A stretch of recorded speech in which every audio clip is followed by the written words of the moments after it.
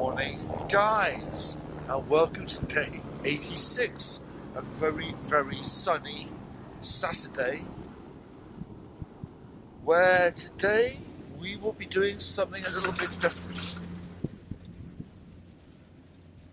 Yesterday I was not given, lent indirectly by TomTom their new sport watch to test. So that, as we ski around the Three Valleys today, we are going to test it and see what it can tell us. See how amazingly fast I ski, or not, as the case may be. Anyway, let's go see how this thing works out.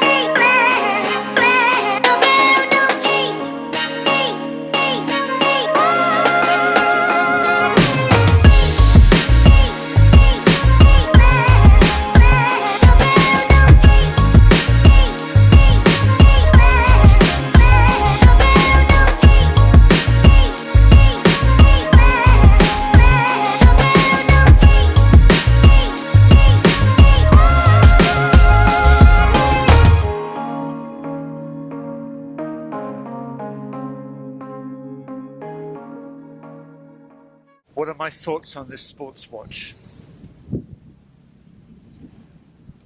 I have to say, after stopping for lunch, by the way, Evolution ranch chicken pizza without the ranch dressing, brilliant.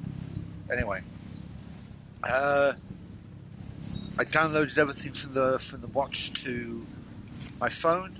It gives me a map, it gives me total distance covered, altitude, etc.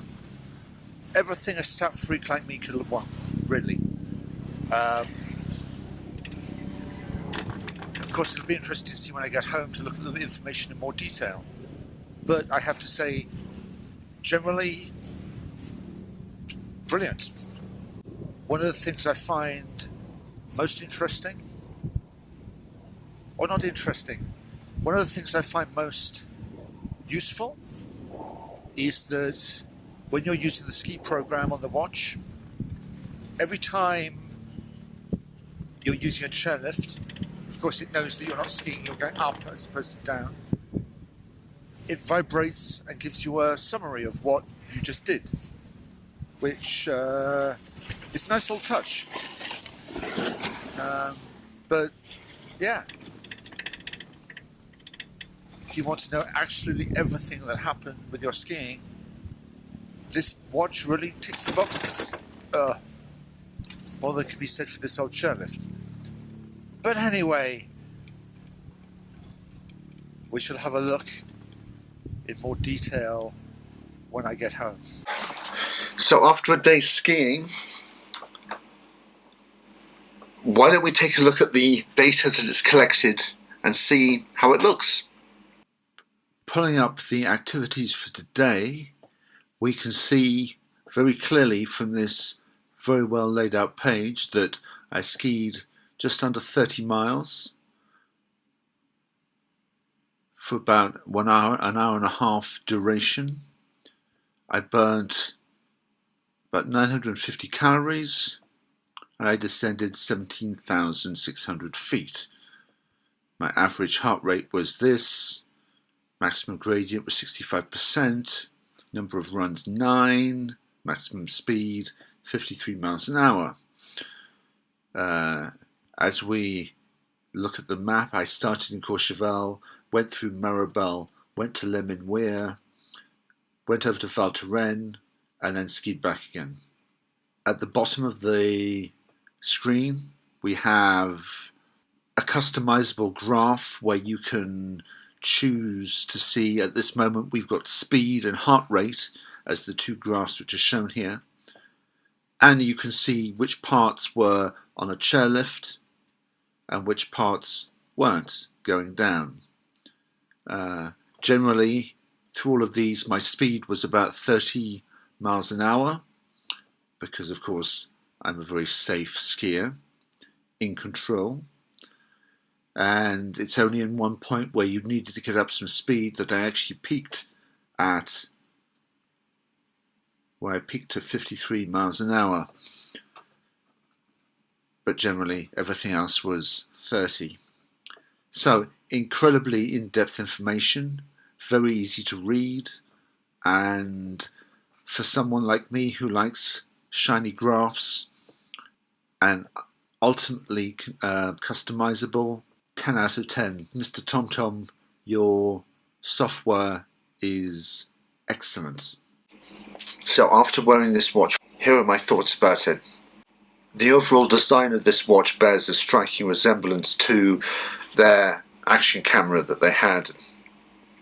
It's almost like somebody went and took the top of the action camera and bent it around. It has the same style of buttons and screen.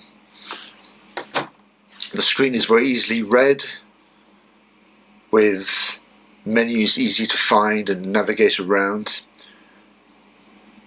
I have a slight problem with the fact that the watch has a fixed curve in it, which might not suit everyone's wrist. If you were to ask me about comfort, I would give it about 8 out of 10. It was fine, but I found that getting the right balance between too loose and too tight, it started to rub slightly against my wrist. Maybe that's just my wrist. So things that I would like to see, instead of at the moment with the date, it's not something you can actually change. I mean, the layout of the date, you can change the date, of course. Even though the standard date that they have, time and date, is very clear and easy to read, it would be nice to give people 2 or 3 options so they can customize it. And I know that's an easy thing to add later on with like a software update. But even though there's an MP3 player built into this, I didn't use it. It's not something that's for me, but there's like a 3 gigabyte, there's 3 gigabyte of space to put your some music in there. So I mean, all in all, it's an excellent product, and yeah, it does what it says on the tin. If somebody was to ask me to recommend it, I would definitely say yes. So, and in that note, and being that it's now 12:37, I will bid you a good night, and see if I can get this edited so that it goes up live tomorrow. Good night.